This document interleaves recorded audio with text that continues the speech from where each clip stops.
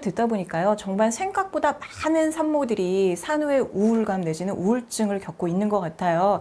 그렇다면 이 산후 우울증 얼마나 흔한가요? 그래요. 대체로 이제 우울증 그러면 뭐 여성의 전유물처럼 그렇게 생각하는 사람도 있습니다. 왜냐면은, 여성들이 우울증, 우울감을 앓게 되는 그런 것이 뭐 산후하고 산전하고는 관계없이 여성 일반을 두고 이야기하는 겁니다. 대개 남성보다 2배가 더 높다 그럽니다. 그러니까 이제 그 원래 더 높은 데다가 플러스 이게 좀 이제 산욕 기간을 거쳐야 되니까 엄마들에게는 아무래도 그 산후 그 우울증 경향이 높아질 것은 사실이죠. 여기 그 우울증 사파라는 이야기가 있는데 그것은 굉장히 짧은 기간 동안 일어난다 이런 뜻입니다. 에피소드라고 생각하는데 그렇게 길게 하는 게 아니고 짧게 이런 기간을 넘어간다. 그때는 뭐 그렇게 꼭 치료가 필요한 그런 시기는 아니고 누구나 없이 그런 짧은 기간을 지나간다. 뭐 그렇게 이야기하시면 되겠습니다. 박사님, 우리가 흔히 우울증이라고 하는 그 일반 우울증이 있잖아요. 이게 산후 우울증과는 또 좀 다른가요? 글쎄, 이제 그게 학자들마다 이견이 분분합니다, 사실은요. 좀 다르다. 제 생각에는 다른 건 없다고 저는 생각합니다. 다만, 다른 게 있다면 이 엄마에게는 아기가 딸려 있다는 겁니다. 그만큼 정말 부담이 더 크니까 우울증이 더 쉽게 더 잘 빠지는 것도 사실이고, 특히 이제 그 아기가 어떤 아기들은 참 순하잖아요. 예? 저는 어릴 때 우리 엄마가 그럽니다. 한 번도 안아준 적이 없다 그러면 이 자식 안 울으니까 혼자라도 뭐 감남매도 기다리면서 잘 놀다 그래요. 그러니까 그런 아이를 만나면 엄마가 참 정말 행운이지 사실은요. 그것도 이제 아이 중에는 굉장히 까다로운 아이들이 있습니다. 별것 아닌 일에 막 그만 막 울고 뭐 그러니까 이제 엄마가 손이 많이 가는 아이들은 아무래도 이제 힘들죠.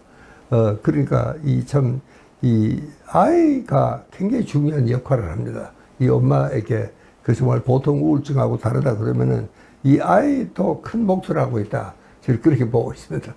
그래서 이제 몇 가지, 쉽게 보이는 증상들은 있죠. 그러나 뭐 우울증 일반에도 이런 증상들은 다 있습니다.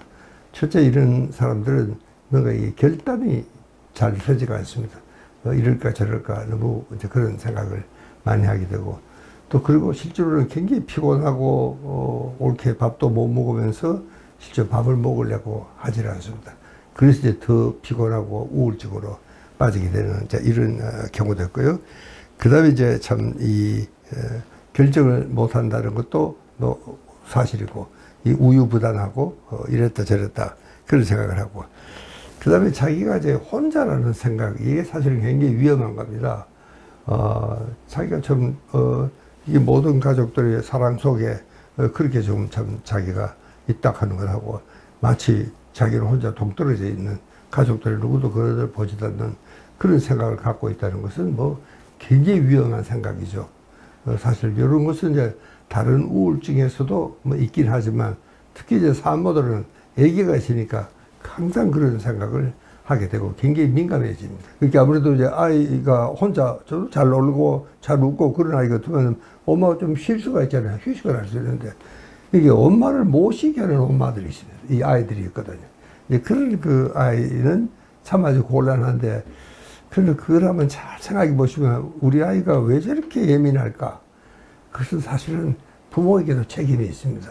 이게 뭐 꼭 유전이라 할 수는 없지만 그래도 엄마, 아빠의 성격을, 체질적인 요인이 아이에게도 많이 내려가는 건 사실입니다. 그렇기 때문에 이제 아이가 좀 까다롭고 그러더라도, 그건 뭐, 나도 책임이 있다. 그렇게 좀 생각하는 엄마가 계셨으면 좋겠다. 저는 그렇게 생각을 하고 있습니다.